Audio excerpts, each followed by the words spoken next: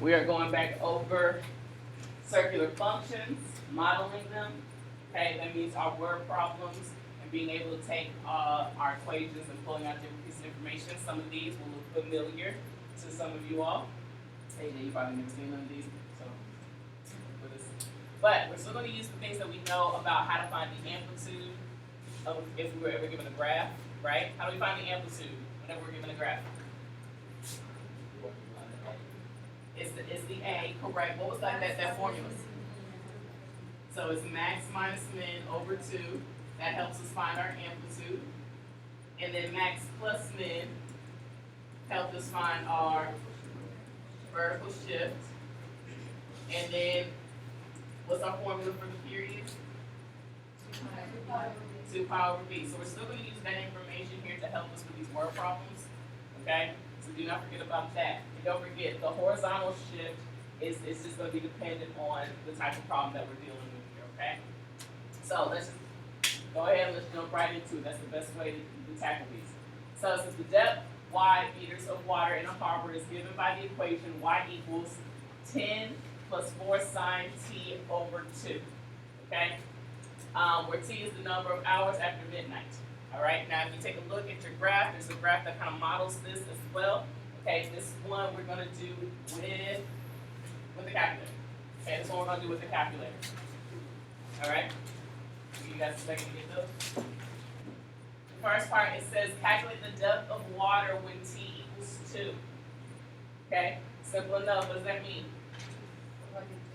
Plug in 2 for t. Okay, now yes, even though you are allowed to use a calculator here, does not mean that gives you a free pass to not show your work. Okay, because you'd be surprised at how many of you guys might get this wrong. Okay,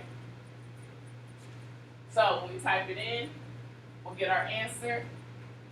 And what is the depth of the water after 2 hours?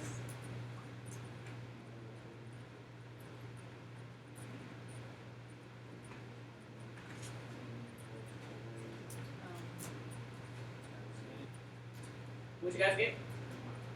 Got 10.1? About 10.1? That is incorrect. It should be 13.4. Why? Why is it 13.4? What do you think is the issue here? Your calculator has to be in radian mode.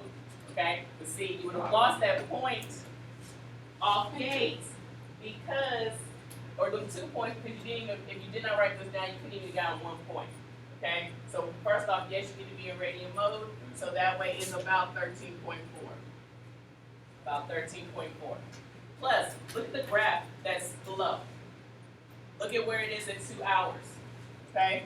At 2 hours, I should have been somewhere between 13 and 14. Okay? So if they give you a graph of the function, definitely make sure like the numbers kind of match up a little bit. Okay? Now calculate the depth of water at 2100. 2100. What is 2100, you guys? No, it's still time. What time is this? 2100. Oh, that's no, that's 9. It's 9 p.m. It's 9 p.m. This right here is military time. Okay. Well, why they use military time? Remember, IB is international. Okay. So you gotta be able to. love to throw us off. Okay. And so be very, very careful when you type this in. Okay. 2100. Am I gonna plug in 2100 for T? No, you plug in 21. You're gonna plug in 21. 2100 basically represents the 21st hour of the day, which is 9 p.m. So T is actually going to be 21. So Y equals 10 plus 4 sine 21 over 2.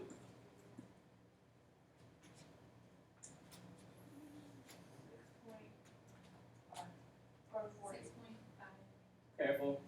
6.48. Do not forget, you always want to make sure that you always round to 3 significant figures. Okay? Questions on this? You start easy, work way to more complex. Alright. So here's the graph. Okay? They said something about the sketch of below shows the graph of y in a 24-hour day. Okay? Now it says write down the maximum depth of water in the harbor. The maximum depth of water in the harbor. It would be 14, because maximum, we're looking for the maximum depth, which is our highest point, which indeed is 14. Now it says calculate the value of T when the water is at its maximum depth during the day. How would I do that? Sure. No, because it intersects again at. But it says first. Oh. Now this is where you guys tend to make a mistake. I remember this. This was on a quiz. I remember a lot of you guys put 3. Okay? But the thing is, you will know that the maximum depth is 14. Don't you have an equation that represents the maximum depth in relationship to time? So use the formula 10 plus 4 sine, and we're going to plug in 14 for t, and I'm going to plug it in for y. It's going to go in for y. And then you're going to solve for t. Because yes, it may look like 3. It may very well look like 3 on this graph, but it did say that this is a sketch, so it could be off a little bit. We want to make sure we get to the closest possible answer. Now, before you guys get into the whole calculated part, let's try to simplify this just a little bit, okay? What can I do here to simplify this? Subtract 10. And then what? Divide by 4. Now this looks a little bit simpler, okay? This actually could be done without your calculator. 1. You do the inverse of sine. Where is sine 1 on the unit circle?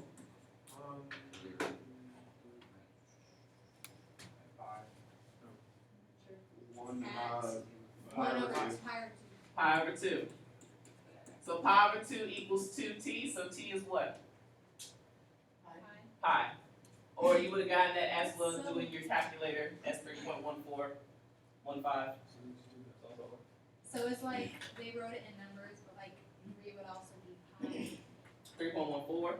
So technically, pi. even though it looks like it's on 3, it's actually just a tad bit off from that. Okay, so you want to be very careful. Use the equation, especially if they give you one. All right. Now if they said use the graph, then they probably be more lenient on 3. Last bit, it says the harbor gates are closed when the depth of water is less than 7 meters. Okay, so it's closed when it's less than 7 meters. Here's 7 meters right here, so we can see when it's closed. Correct. An alarm rings when the gates are opened or closed. How many times does the alarm sound during the day? 4. It sounds here, here, here, and here. So 4 times during the day. It says find the value of t when the alarm sounds first. You want to use your calculator for this one? How would I use my calculator for this one, Caitlin? You would plug in the equation and plug in 7. Okay, so I'm gonna plug in my equation into y1. So my equation is 10 plus 4 sine x over 2, because I can't really use t here. I'm gonna close it off, and I've got to make sure my mode is in radian, which I am, so I'm good. And I'm gonna plug in 7, and I definitely want to change my window. So, go ahead. 1 is the minimum for x and 24 is 15. And 1 is the minimum for y and 15.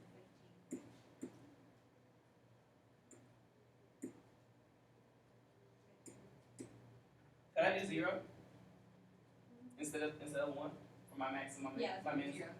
Okay. So I'm gonna use 0.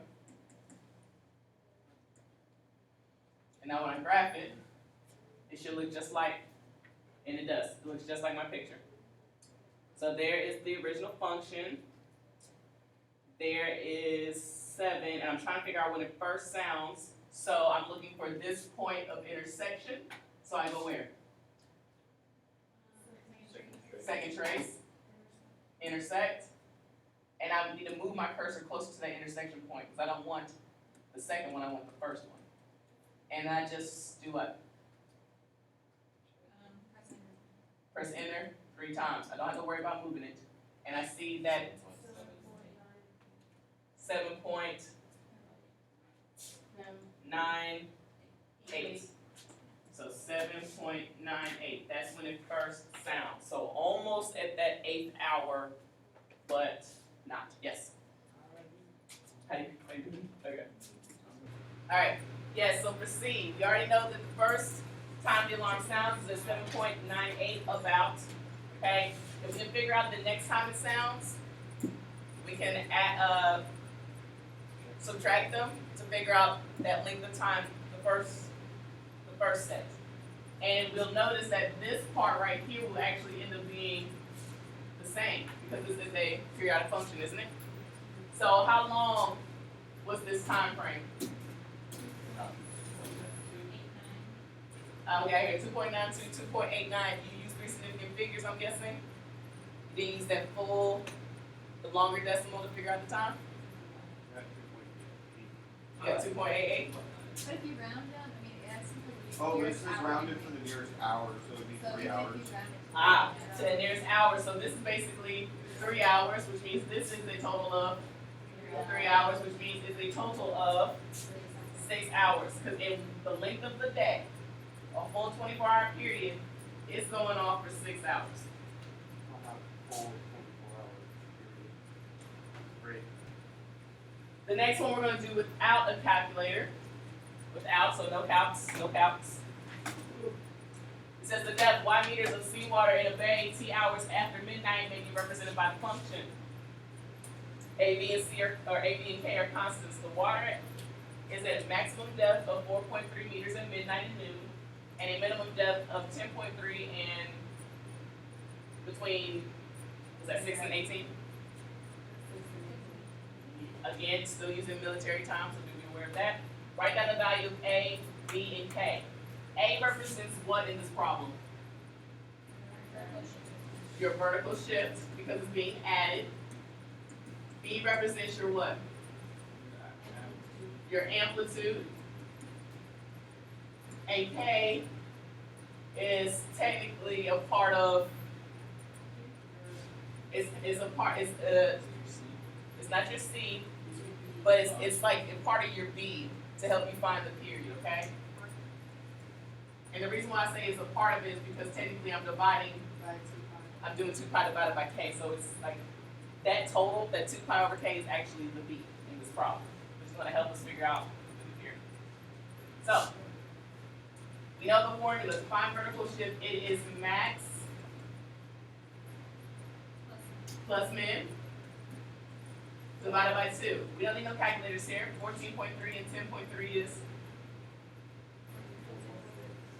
And when I divide that by 2, all of those are divisible by 2, which is, what is it? You said plus, right? Okay. No, it's 24. Oh, Divided by 2 is 12.3. Okay, I thought I was hearing 7. it's because I couldn't. You're standing there, Oh. I only saw 4 and not 1. Sorry. So this represents my vertical shift, right? Yes. Right here it says the maximum depth Okay. and then the minimum depth. So if I was looking at a curve, this would be 14.3. It's okay. I didn't see that sentence, so. Oh, okay. I did add it in, right? Okay. My copy and paste is still so talking about. Amplitude 14.3 minus 10.3 over 2. 14.3 minus 10.3 is, 4, but divided by 2 is 2. 2. So B is 2. Simple enough, yes? Yes. What is K? Just check. 2 pi over K is technically the B in the formula, 2 pi over B, isn't it? What's our period? What is your period? Oh, it doesn't change. So you would, if you flip the 2 pi's would cancel and then you would have. Isn't that how that works? Yeah. You would have K. Uh-huh.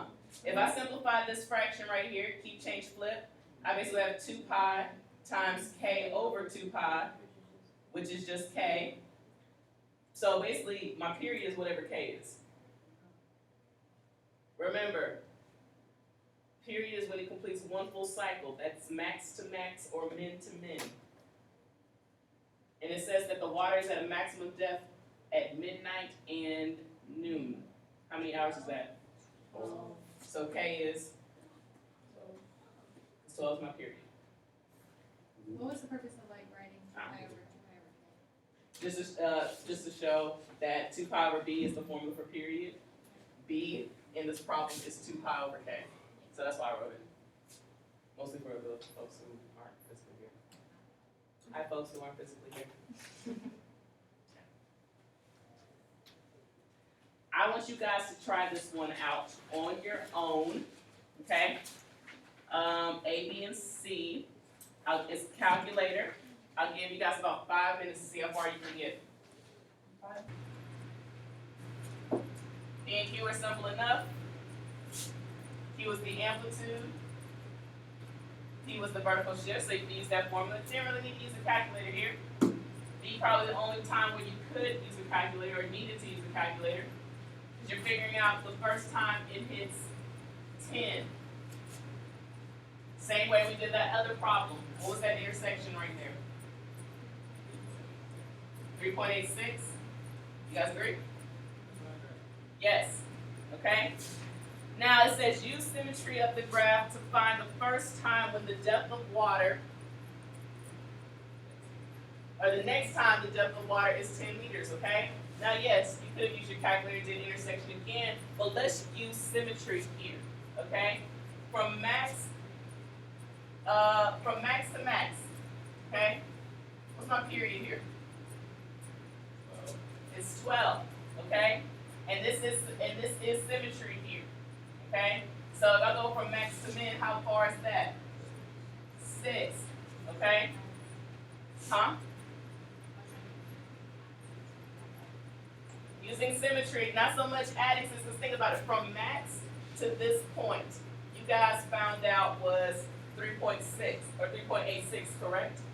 Well, this is symmetrical. So from here to here would be the exact same. So you subtract it from 12.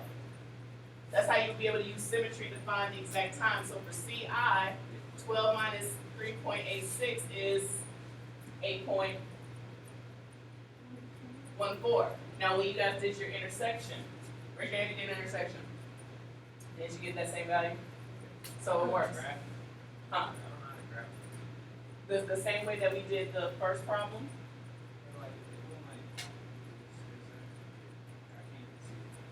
Okay. Did you change your window? It's from 0 to 24 to 0 to 15? Same numbers. Okay, well let me take a look at it. See, double I says hence find the time intervals in a 24-hour period during which the water is less than 10 meters. So we already know one interval. We just found it 3.86 to 8.14. Without using our calculator to have to go through the intersect process 2 more times, we could have done what?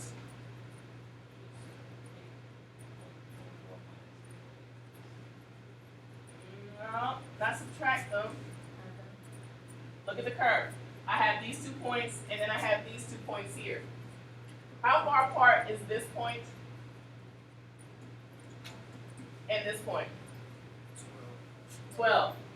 So we could have just added 12 to each one of these to find the next time interval, which is 15.86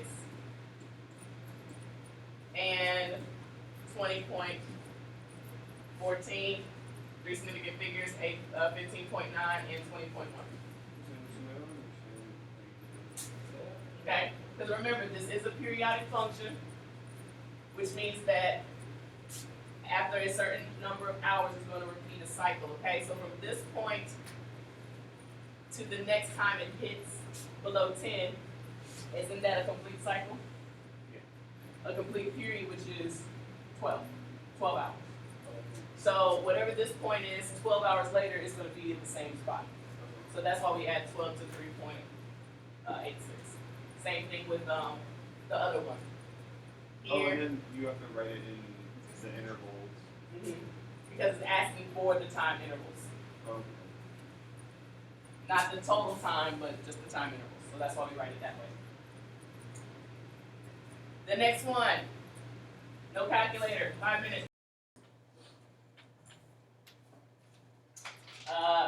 That symbol, yes, this means equals. Okay, so they define A, B, C, and D.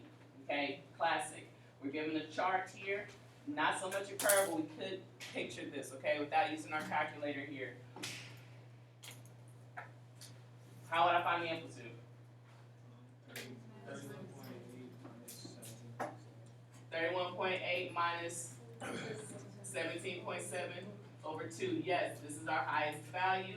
This is our lowest value, okay? And it did say good estimates here, okay? So we already know we're going to be off. Immersion highlighters, just a reminder. Alright, so here we go. So when you subtract them, don't you get 14.1? Yes. And when you divide that, you get, so that's the value for A.